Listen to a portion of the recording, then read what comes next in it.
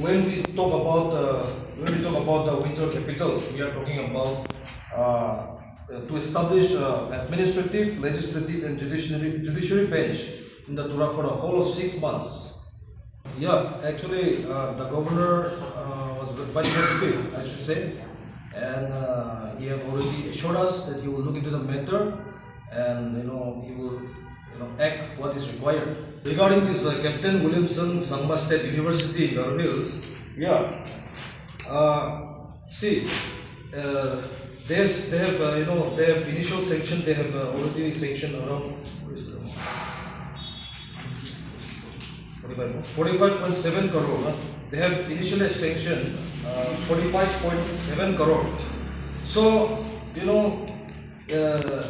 when we think about 45.7 crore, I think this to have this Captain Williamson as some university in Meghalaya in Garo Hills, I think this amount is not.